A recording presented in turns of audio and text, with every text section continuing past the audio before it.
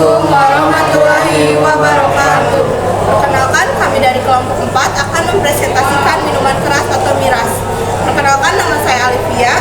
Saya Tarik. Saya Martiana Safira. Saya Neizan Zaliana. Pengertian miras hammer adalah jenis minuman dan makanan yang dapat menambung dan menghilangkan kesadaran seseorang. Makna lainnya adalah segala apapun yang memabukkan atau merusak akal sehat. Berlandasan pengertian tersebut, segala jenis narkoba hammer. Rasulullah Shallallahu Alaihi Wasallam bersabda, setiap yang memabukkan adalah hammer dan setiap hammer adalah diharamkan. Hadis riwayat Ahmad dan Abu Daud. Hammer dibagi menjadi dua. Hammer yang mengandung alkohol, contohnya bir, brandy, scotch, wine, tequila, spirits, anggur ketan hitam atau KTI, ram, angciu dan sebagainya. Kemudian hammer yang tidak mengandung alkohol, contohnya narkotika, sabu, ganja, morfin, opium, marijuana, ekstasi dan sebagainya. Sebab hammer, menurut istilah Al-Quran, hammer disebut rich atau perilaku yang sangat buruk, jijik, kotor, bahkan najis. Kerugiannya begitu besar kerugian akibat hammer, termasuk menjadi sumber penyakit, merusak saraf dan mental, bersifat meracuni, bisa merusak liver hingga merusak akhlak. Itulah sebabnya Islam mengelompokkan perilaku tersebut sebagai bagian dari perbuatan setan, dan Al-Quran secara tegas menyebutkan bahwa setan itu musuh utama manusia. Quran surat Al-Isra surat 17 ayat 26 hingga 27. Itulah sebabnya perilaku tersebut harus dihindari dan dijauhi. Jangan pernah untuk mencoba-coba, khususnya pada khamr. Berdasarkan telaah surat Al-Maidah ayat 90 dan 91. A'udzubillahi minasyaitonirrajim. Bismillahirrahmanirrahim. Ya ayyuhallazina amanu innamal khamru wal maisiru wal ansabu wal azlamu murijsum min amalis syaiton fajtanibu la'allakum tuflihun.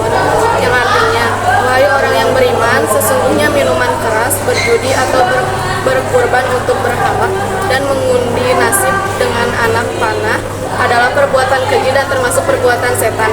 Maka jauhilah perbuatan-perbuatan itu agar kamu beruntung. Surat Al-Maidah ayat 91. Bismillahirrahmanirrahim. Innama yuridu syaitan ayyuhil bainakumul adawata wa tawaifil maisiri wa yasuddakum an zikrillahi wa anis sholat fahal antum muntahun. Yang artinya, dengan minuman keras dan judi itu, setan hanyalah bermaksud menimbulkan permusuhan dan kebencian di antara kamu dan menghalang-halangi kamu dari mengingat Allah dan melaksanakan sholat. Maka tidakkah kamu mau berhenti? Selanjutnya ada Ashabun Nujum, diriwayatkan dari Abu Hurairah saat Rasulullah Shallallahu Alaihi Wasallam datang di Madinah. Masih banyak yang meminum khamr dan makanan dan makan dari hasil judi.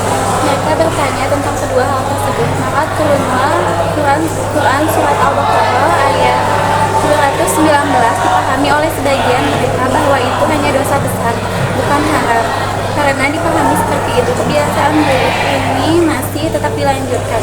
Ketika ada kaum muhajirin menjadi imam sholat dalam keadaan mabuk, terjadilah kesalahan dalam membaca Quran. Lalu turunlah Quran An-Nisa ayat 43 yang berisi larangan mengerjakan sholat dalam keadaan mabuk.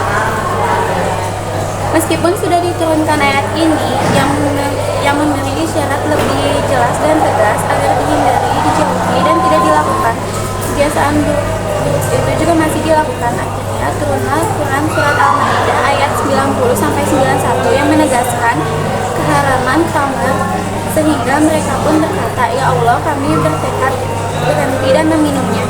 Selanjutnya, mereka bertanya kepada Rasulullah SAW, bagaimana orang-orang terdahulu yang terbunuh di jalan Allah Subhanahu Wa Taala, atau mereka yang meninggal di tempat tidur, padahal dahulunya mereka itu suka minum khamr. atau makan hasil perjudian, padahal keduanya kini telah ditetapkan sebagai perbuatan keji dan perbuatan setan. Lalu turunlah Quran Surat Al-Maidah ayat 93 yang menjelaskan bahwa apa yang telah dilakukan umat muslim sebelum datangnya larangan ini tidak dinilai sebagai suatu dosa. Sekian presentasi dari kelompok kami. Mohon maaf bila ada kesalahan. Wassalamualaikum